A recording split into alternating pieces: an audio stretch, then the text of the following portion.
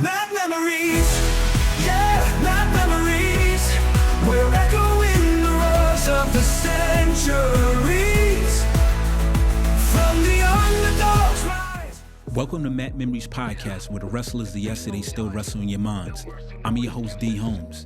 This is episode 2, the wrestlers that changed the game without holding the world title. Some of the greatest wrestlers that make history never hold the world title. They never carried the world title, but they carried the business. And these are my breakdowns of wrestlers that carried the business that didn't hold the world title.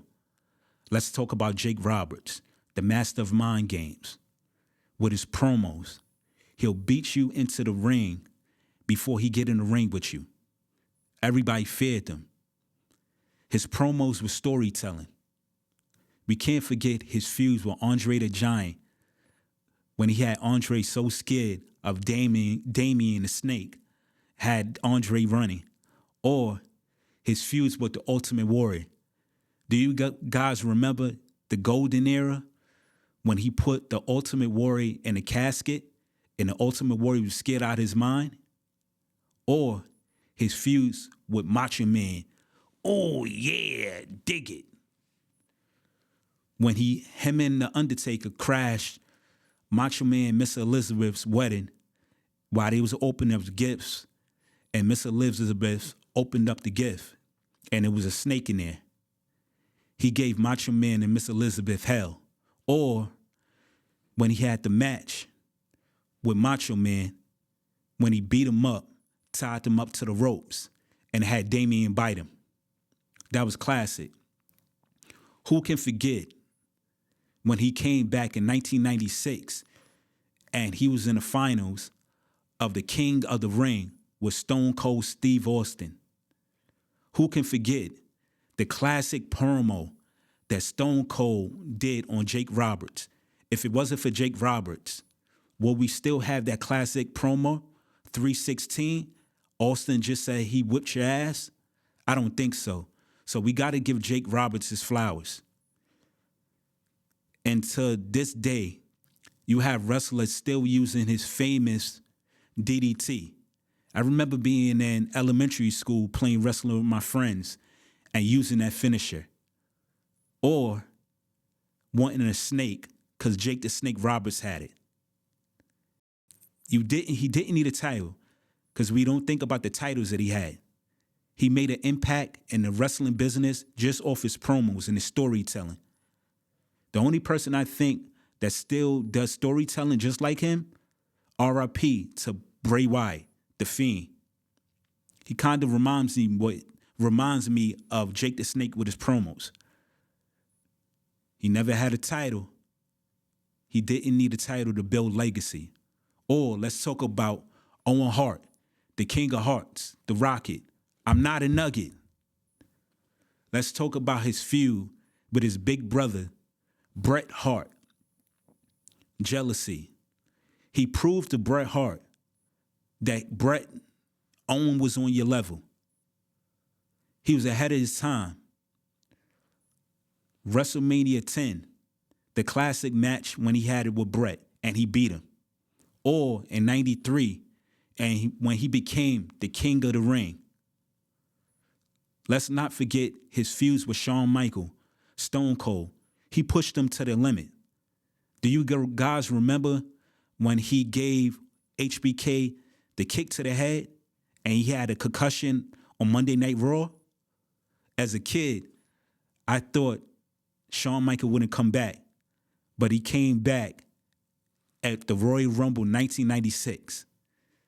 And do you remember after the Royal Rumble 1996 when he had that classic match with Owen at In Your House? Or let's not forget his feuds with Austin, Triple H, or when he became a member of the Nation of Domination. That was classic. Owen was ahead of his time. If Owen was in today's modern wrestling right now, I wouldn't mind seeing him in a match with Seth Rollins, AJ Styles, Kenny Omega, even Roman Reigns. or Drew McIntyre, Cody Rhodes. They'll be epic matches. So Owen Hart didn't need a title. He built a legacy. And to this day, wrestlers is still using his holds, his wrestling moves, and his gimmick. Or let's talk about Razor Ramon, the bad guy, oozing with machismo. When he was in WWF, he had an IC run. I think he was an IC champ 7 times. Who can forget his classic match with HBK, the showstopper at WrestleMania 10? That was one of my favorite matches. The ladder match. They build the ladder match. If it wasn't for Razor and HBK, we wouldn't have a ladder match. So we need to give Razor his props for that.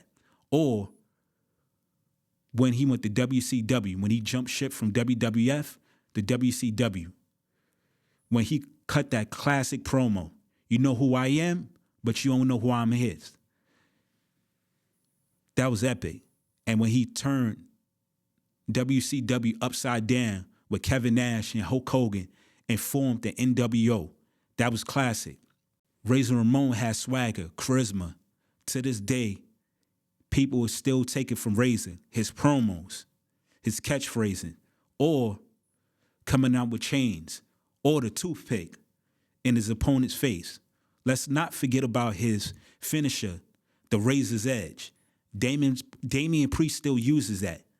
This paid tribute to Razor Ramon. So Razor didn't need a title. With his swagger, he didn't need it. Or let's talk about the British Bulldog, Davey Boy Smith. Let's talk about his classic match with his brother-in-law, Bret the Hitman Hart, at Survivor Series, 1992. That was classic. I wish they would have gave him a world title match. They did give him a world title match, but he never won the world title. I don't think he needed it because he had everything. He was a total package, like Lex Luger. I wouldn't mind seeing, in today's modern time, if he was here, him against Brock Lesnar, Drew McIntyre. He was a heavyweight, but he moved like a cruiserweight. Drop kicks, or his finisher move, the running power slam. He didn't need a world title. He built a history in wrestling, and today, everyone uses it. Or let's talk about Mr. Perfect. He made everything look perfect with his matches with Bret Hart at SummerSlam or his feuds with the Ultimate Warrior. Ultimate Warrior was a bad wrestler, but Mr. Perfect made him look good. He made everybody in the ring look good that he was in the ring with. He had an IC run, and he had times that he had a match for the world title with Hogan, but he never won the world title. He made everything look perfect. So we got to give Mr. Perfect his props. Or let's talk about Roddy Piper, the hot rod, Piper's Pit. If it wasn't for Piper's Pit, we would not have the Kevin Owens Show, the Cutting Edge, Miz TV, the Peep Show. We got to give him his props, because if it wasn't for the Piper's Pit, we wouldn't have him shows.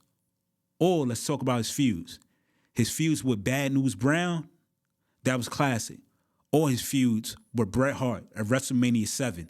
That was one of my favorite matches of all time. He pushed Bret to his limits.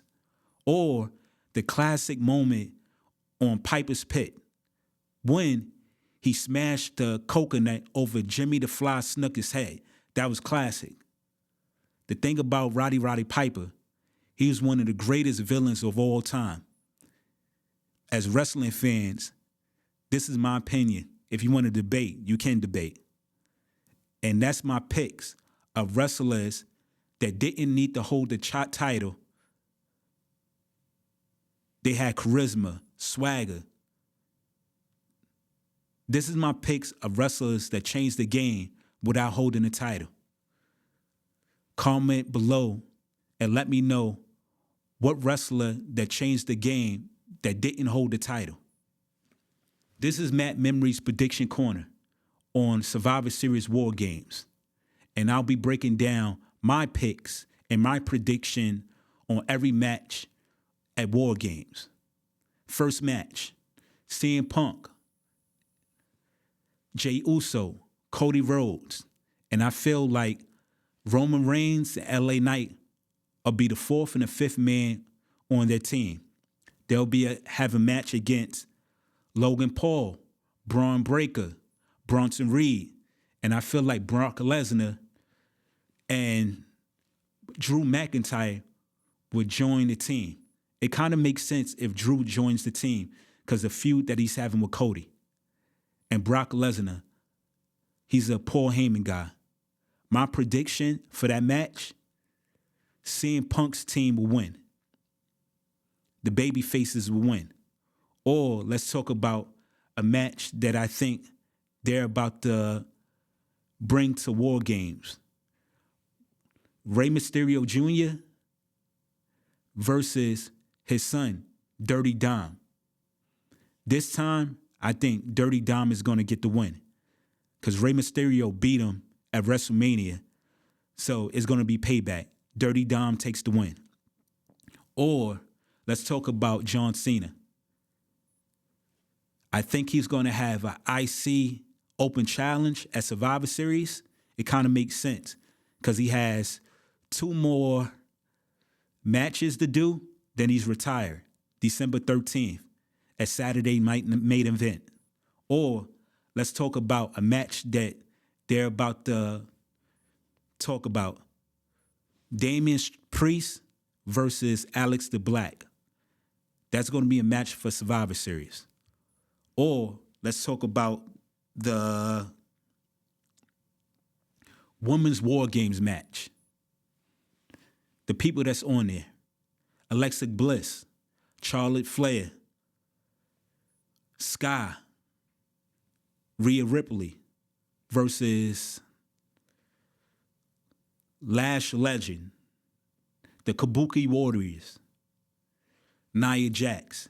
And I feel like AJ Lee's going to be on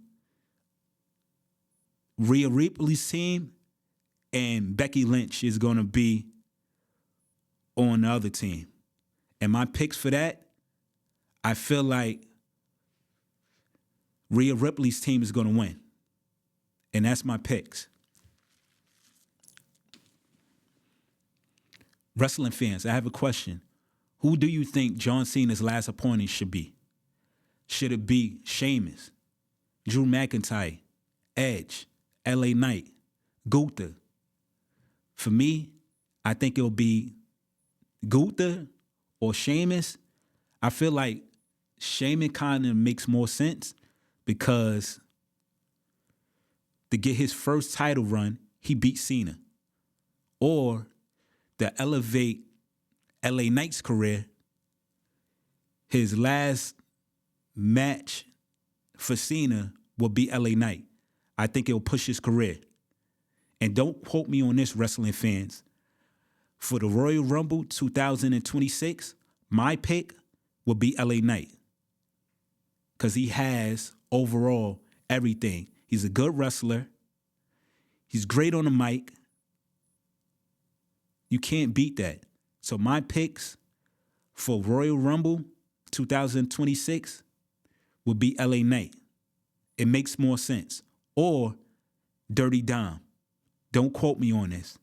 Wrestling fans, let me know for the Royal Rumble, who do you think will win the Royal Rumble? This is Matt Memories Podcast, where the wrestlers of yesterday still live in your mind. I'm your host, D. Holmes.